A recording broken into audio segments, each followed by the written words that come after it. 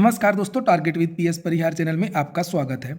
आइए शुरू करते हैं और देख लेते हैं कि आज के समाचार पत्रों में विद्यार्थी जीवन से संबंधित कौन कौन सी सूचनाएं हैं। तो वीडियो को जल्दी से लाइक कर दें, शेयर कर दें और जिन छात्रों ने चैनल को अभी भी सब्सक्राइब न किया हो तो जल्दी से सब्सक्राइब कर लें ताकि आप लोगों को इसी प्रकार की ऑथेंटिक अपडेट से सबसे पहले मिलती रहें। चलिए शुरू करते हैं। अब बात कर लेते हैं सबसे पहले लाइब्रेरियन भर्ती की। नई भर्तियों की पहले बात करते हैं। राजस्थान में लाइब्रेरियन ग्रेड 3 की भर्ती आ गई है और इसमें लगभग 483 पदों पर भर्ती होगी। 5 मार्च से इसके लिए ऑनलाइन आवेदन होंगे।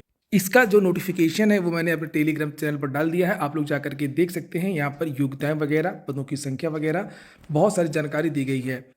जैसे यहाँ पर प्रमुख बातें आप लोग देख सकते हैं, 18 से 40 के बीच के जो युवा हैं वो आवेदन कर सकते हैं। पे मैट्रिक्स लेवल L10 है, लगभग 34,500 से स्टार्टिंग होगी। और यहाँ पर ये पदों का विवरण दिया गया है। माध्यमिक शिक्षा विभाग में 500 और संस्कृत शिक्षा विभाग दोनों में ये भर्ती है। पुस्तकालय अध्यक्ष ग्रेड 3 की अलग अलग पदों का विवरण दिया गया है। टोटल यहाँ पर पद हो गए हैं 548। योग्यता के बारे में जानकारी दी गई है। Senior secondary with certificate in librarian science, bachelor in librarian and information science, diploma in librarian and information science recognised by the national council of teacher education government. और देवनागरी लिपि में हिंदी में कार्य करने का ज्ञान हो, राजस्थान की संस्कृति का ज्ञान हो। तो एक बार मैंने आप लोगों को बताया था कि जिन विद्यार्थियों को लाइब्रेरियन साइंस में कोर्स करना हो, बी.लिब का कोर्स करना हो, वो विद्यार्थी एक संस्थान है वहाँ से अभी भी कर सकते हैं। और राजस्थान की भर्ती की खासियत है कि यहाँ पर अपियरिंग के विद्यार्थी भी आवेदन कर सकते हैं। बिहार से भी लाइब्रेरियन की भर्ती आने वाली है और जिसमें 12,000 से ज़्यादा पद होंगे। इसके बारे में भी हाल ही में घोषणा भी हुई थी।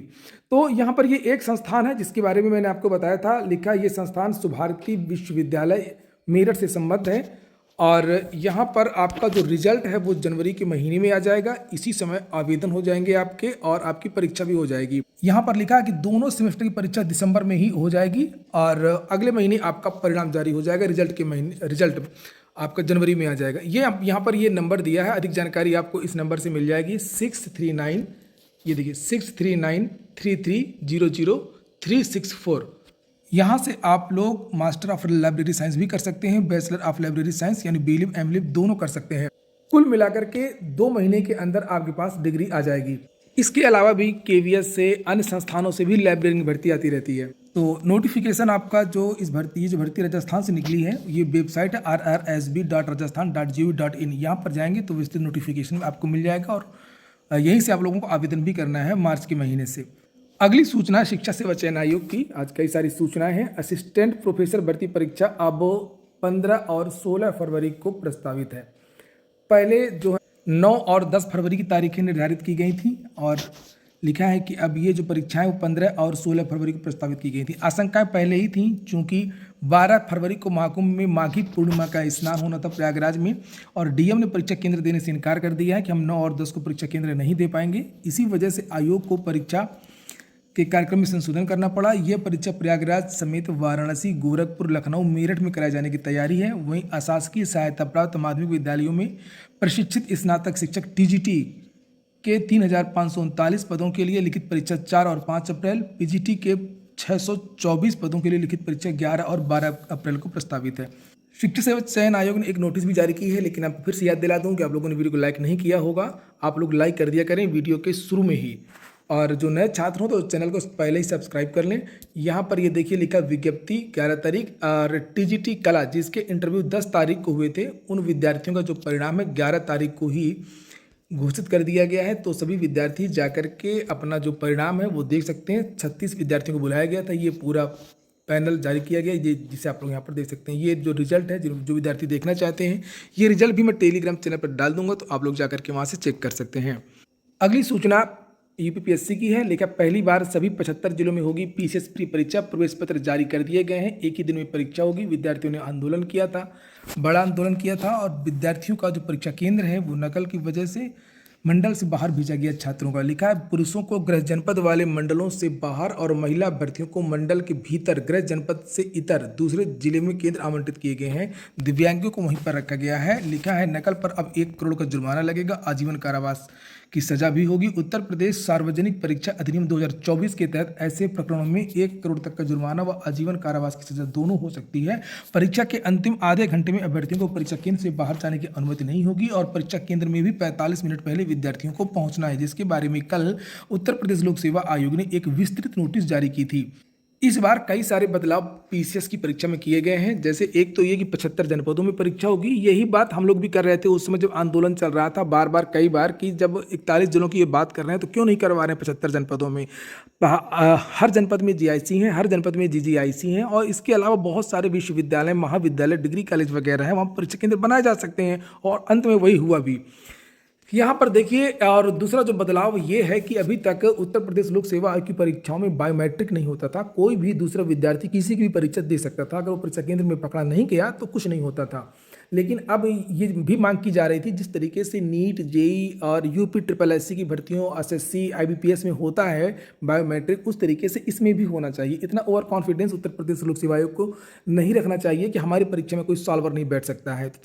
तो फिलहाल जब इतना पेपर लीक हो गया तो आंखें खुल गई लोक सेवा आयोग की कि यहाँ सब कुछ होता रहा है और हो सकता है, तो इसने बदलाव किया है और लिखा है कि आंखें स्कैन कर केंद्र में अभ्यर्थियों को देंगे प्रवेश।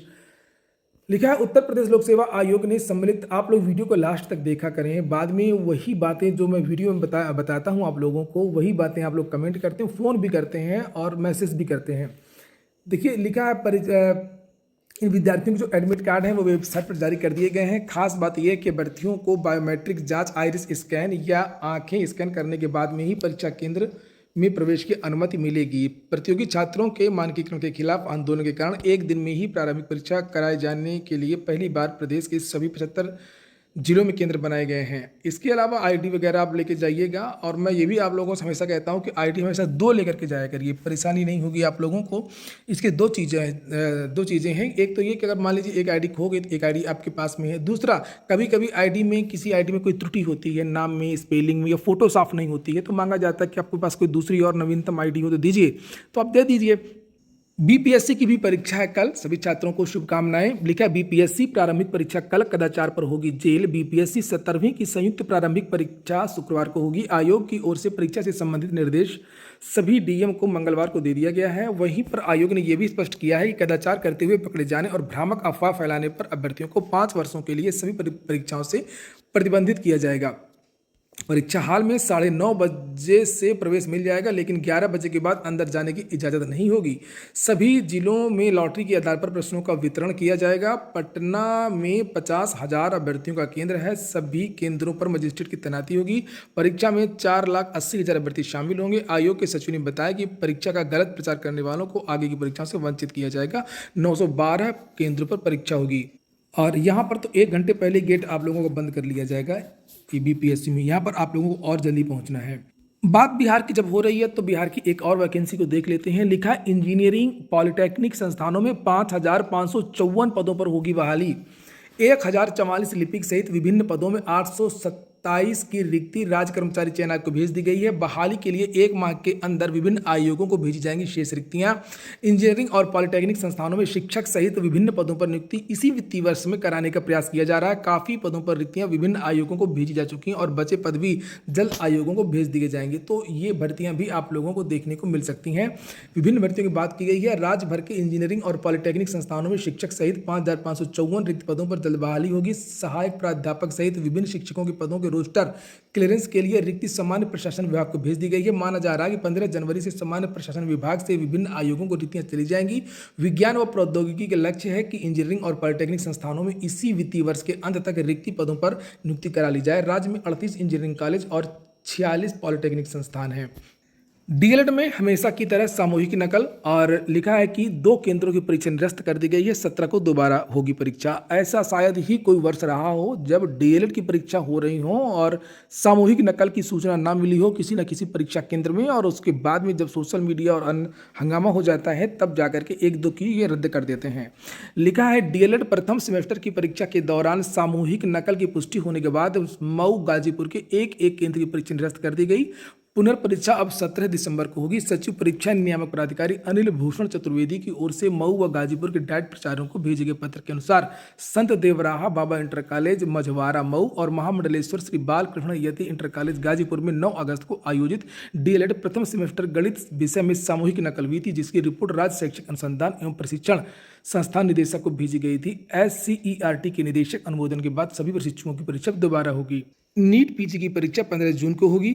राजस्थान में 15 विभागों में 90,000 पदों पर भर्ती होगी। नोटिफिकेशन इसी महीने संभव है। लिखा है, प्रदेश में भाजपा सरकार बनने के बाद पहली बार भर्तियों की बहार आने वाली है। सरकार 15 विभागों में 89,838 पदों पर भर्तियां निकालेगी। पदों की गणना हो चुकी है। अभ्यर्थनाओं को अंतिम रूप दिया जा रहा है। कुछ विभागों की अभ्यर्थनाएं एजेंसियों को मिल गई हैं। सर्वाधिक 52,453 पद चतुर्थ श्रेणी के कर्मचारियों के हैं। इन भर्तियों को लेकर के कार्मिक विभाग ने सूचियां तैयार कर ली हैं। अब तक विभिन्न विभागों में 25,335 पदों पर भर्ती की अभ्यर्थनाएं भर्ती एजेंसी को भेज दी गई हैं। किन किन भर्तियों का अधियाचन पहुंचा है यहाँ पर उसके बारे में जानकारी दी गई है। लिखा है कि लाइब्रेरियन के 500 पद, जिसका नोटिफिकेशन मैंने आपको दिखाया था। पशुधन सहायक के 2,041 पद, कांस्टेबल के 7,000 पद, जेल प्रहरी के 802 पद, संस्कृत शिक्षा में 3,003 पद, सहकारी बैंक और राजफेड में 498 पद, ऊर्जा विभाग में 487, सहायक आचार्य के 79, सर्वेयर फोरमैन के 72, NHM के 21, कैडर के 8,252 पद, JTA के 26 पदों के लिए अभ्यर्थनाएं भेज दी गई हैं। आने वाले दिनों में इन पदों पर कभी भर्ती की नोटिफिकेशन जारी हो सकता है। तो इसका तो नोटिफिकेशन जारी हो गया लाइब्रेरियन का। अन्य जो भर्तियां हैं उसकी नोटिफिकेशन जारी होंगे। कल आपको पता होगा कि कल रीट का जो नोटिफिकेशन है वो जारी हो गया है। अंतिम सूचना उत्तर प्रदेश पुलिस कांस्टेबल भर्ती की है।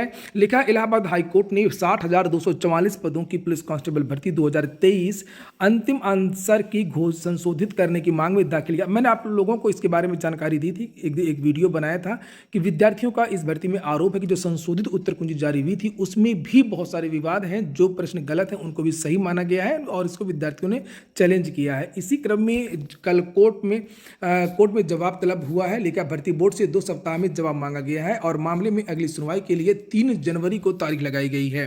नीचे यहां पर लिखा है कि यह आदेश न्यायमूर्ति रोहित रंजन अग्रवाल ने दीपक राणा व अन्य की याचिका पर उनके अधिवक्ता अनिरुद्ध पांडेय को सुनकर के दिया है। याचिका के अनुसार उत्तर प्रदेश पुलिस भर्ती एवं प्रोन्नति बोर्ड लखनऊ ने भर्ती संख्या PRB विज्ञापन संख्या लेखा में 60,000 पदों के लिए विज्ञापन निकाला था। और ये परीक्षा कब हुई थी और इसमें जो आंसर की जारी हुई थी तब लिखा कि 25 प्रश्नों के त्रुटिपूर्ण होने के कारण प्रश्नों को निरस्त भी किया गया था। 29 प्रश्नों के एक से अधिक विकल्प सही हैं। तो ये विद्यार्थियों ने मेरे पास भेजा था। ये जो पत्र भर्ती बोर्ड को पहले भेजा था इन विद्यार्थियों ने, ये मेरे पास भी भेजा था कि इसमें कौन कौन से प्रश्न गलत हैं, कितने। ये यहाँ पर देख सकते हैं विद्यार्थियों ने कहा कि भर्ती बोर्ड के अनुसार 25 प्रश्नों के त्रुटिपूर्ण होने के कारण निरस्त किया गया है। 29 प्रश्नों के एक से अधिक विकल्प सही हैं। 16 प्रश्नों के उत्तर विकल्पों में परिवर्तन किया गया है।